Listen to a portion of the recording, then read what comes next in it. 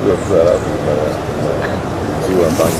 that we didn't add, and we had to reinforce that snap election. Remember that you brought it up the last time? Yeah, that now has to be in accordance with the signing of into law. But it went down very, very well with all the public. We can also reinforce that when we're engaged. As a party that we are also disciplining our and that ODM is also doing the same.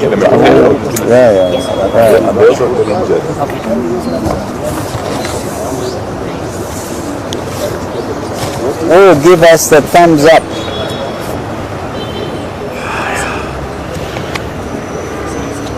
I saw Lagama here. That's a full house. Full house. I think we'll get going, right? Yeah. Thank you. Ladies and gentlemen of the press, good morning. Still is. The very hard morning. I read this statement by all of us in Azimio la Umoja One Kenya Coalition Party statement entitled, "We strongly condemn the sponsored violent protests and support the public demands for the resignation of Ruto regime." Good morning and thank you members of the press for joining us today. Azimio la Umoja One Kenya Coalition Party is deeply concerned about the recent increase in violence during the GenZ inspired protests. In the last 2 weeks, GenZ has inspired the majority of disenfranchised and disillusioned Kenyans to exercise their constitutional rights to assemble, to demonstrate, to picket, and to petition. They continue to do so in a manner that has captured the attention not just of Kenya, but the region, Africa, and indeed the whole world. In the typical fashion of a tyrant, the Ruto regime attempted to silence their voices by intimidation, arrests, abductions, and hijackings. This did not work, and indeed it shall never work. According to the Kenya National Commission on Human Rights, local and international media, the police executed a shoot-to-kill order that extinguished 41 young Kenyan promising lives, with over 300 Kenyans admitted to hospitals with gunshot wounds. We also note that the youth raised their demands from hashtag reject the finance bill to hashtag Ruto must go. Ruto and his henchmen sponsored goons infiltrated with the sole intention of destabilizing the continued peaceful protests. These disgraceful, criminal, and illegal activities violate the right to peaceful protest as provided for under Article 37 of the Constitution of Kenya 2010.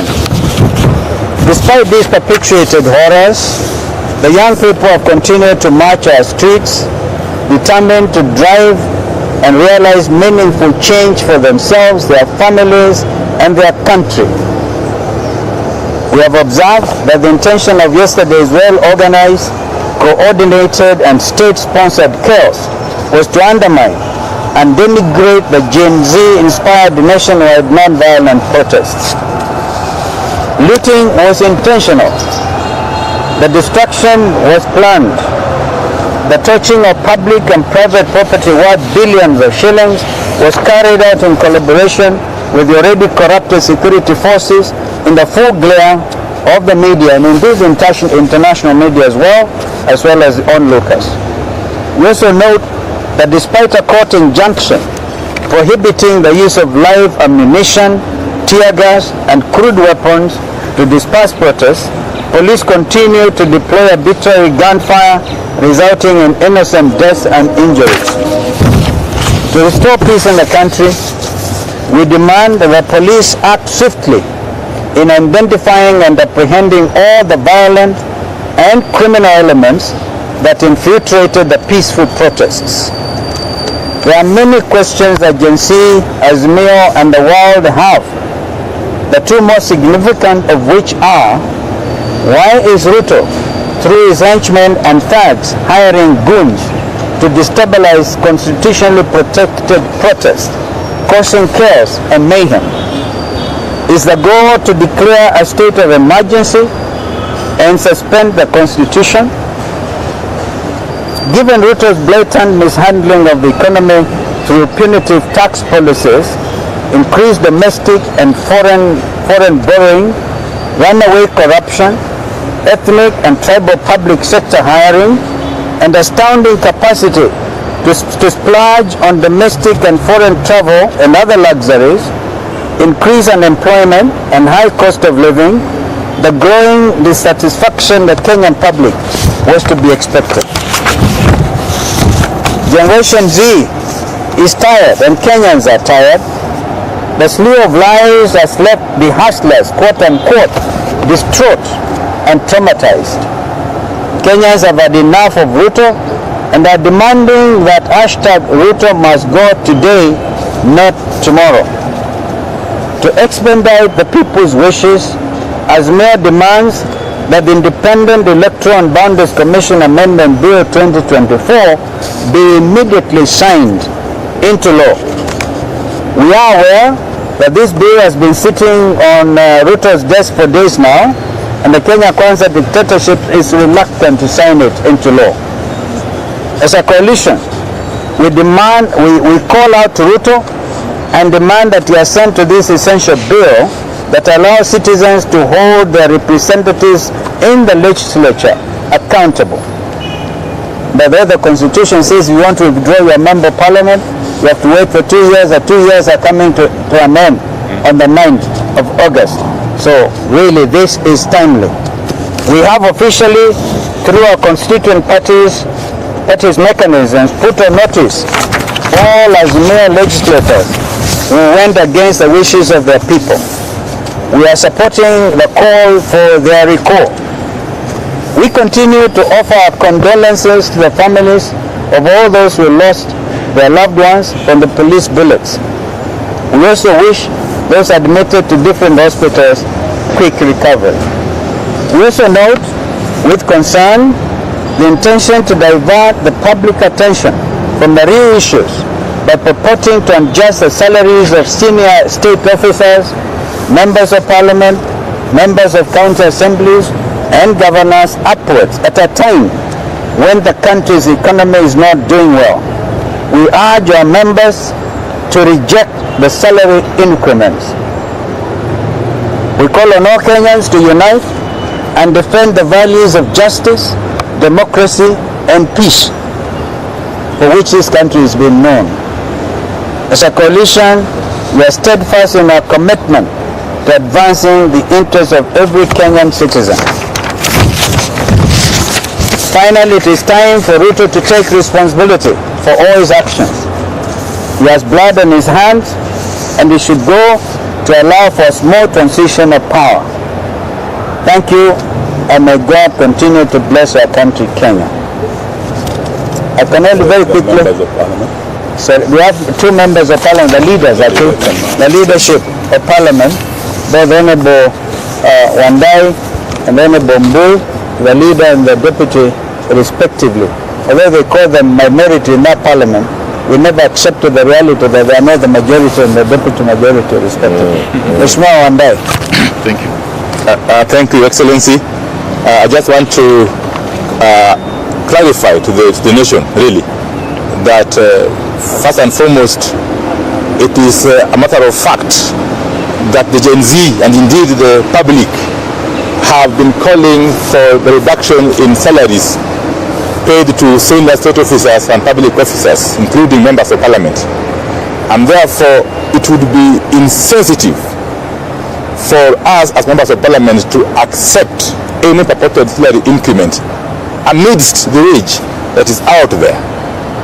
As a matter of fact, again, I want you to go on record that I, together with my deputy, Honorable Mbui, have rejected in totality the purported salary increment by the SRC. I think we need to give you And we are asking the National Treasury to allocate that money towards employing the JSS teachers, towards employing health workers, and in fact towards helping the youth who are out there struggling to get gainful employment. I'll be, of course, together with my deputy, calling upon my colleague members to follow suit. Thank you very much. Thank you. Thank you. If there's something my colleagues may want to add, but you may have noticed that over the weekend, while in Kitui, I did call for the possibility of a snap election, and actually gave comparison between Kenya and what is happening also in the region. When the French President Macron realized that his party lost majority during the recent European elections, he called for a snap election. The French are on to that. Tomorrow, the 4th, Prime Minister of the UK, Mr. Sunak, also called for elections, really literally snap elections, on July the 4th, all over the UK. This is a moment for Kenya, but that's why we are calling for very quick enactment of the IBC Amendment Bill 2024. So at least there may be a possibility, assuming the youth in this country will allow that opportunity to happen. So that's one of the things that we made very clear over the weekend. And again, we looked at what happened in Parliament, the desecration of Parliament. There's blood right outside the entrance to Parliament. And we suspect, I've never gotten this confirmation, the young man who sat on the Speaker's chair was brought down. Blood right in the chamber. How, in all honesty, will members of Parliament want to sit in a place like that? These are some of the questions that we must ask as leaders. But, Mheshimiwa Eugene, Is there any questions? if there are questions, I can deal with them. Also, question from this side. Driver you for representing the Western Africa. The African Governance Report 2023 under the African Peer Review Mechanism actually highlighted this particular issue. Speak out. Highlighted this particular issue. You know, you can step out a bit, And speak so up. we can hear you. The African Governance You Architecture. just come right here, Okay. so we can hear you. Yes, Yeah, because the media actually, so the media can focus on you. The African Governance Architecture under the African Peer Review Mechanism gave a report on governance, and they highlighted these particular issues on youth, on unemployment, on various other things. And there's also a plethora of issues within this particular report. Are you calling for a transition committee? And in this particular transition committee, who do you have in mind as Azimio? Transition committee at the national level, Yeah. that is where if the institutions, Perhaps also considering the youth are also disgruntled with these particular institutions to include parliament and perhaps the judiciary. And that can be witnessed by the banning of parliament and the banning of the judiciary. So, what can you say about this? that is a lot of food for thought, but Jeremiah, I think you have given some thought to it. Let me just say, clearly, when the Generation Z started with the Reject Finance Bill, there are those who had estimated the resolve. And what we have before us now is hashtag Ruto must resign. What we hold as Azimio also is that the executive plus the legislature should give way so that we can be able to get a new start. We need radical reforms in the country. We do not want cosmetic application. We actually need a radical reconstructive surgery of the institutions that have been affected. And with this, of course, we will be inviting even the judiciary to look at possibilities of helping us through this transition. But it is an issue that needs to be processed by us properly so that we are able to come up with an idea or a suggestion that will ensure that the country moves on. What we do not want is the country to go the Somalia way. But we are certain that we cannot be able to live any longer with William in power, with William and his cabinet in office, and equally with the parliament that have been impeached. So we have provisions in the constitution.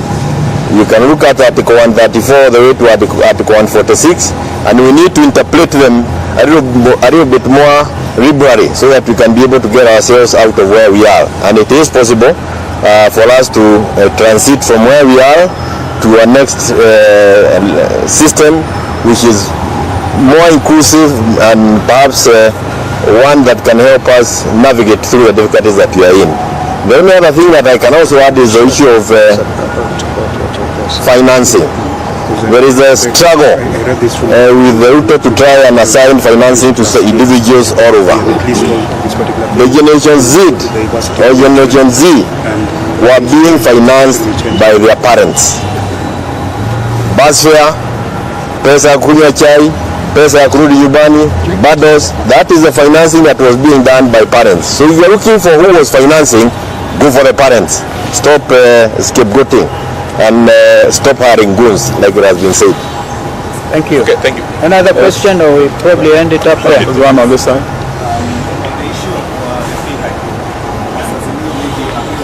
I think you better be seen by your colleagues. You think? These are days of absolute transparency. What do you think? You will not ask a question in secrecy. Yeah. So, anyway, go ahead. The issue of the pay hike. As Azimio given a directive to the coalition governance to reject the pay hike. The pay rise. We're going to do that. I think that, well, he has spoken on behalf of the National Assembly. This goes to all our governors, all our MCAs, right? Complete and total rejection.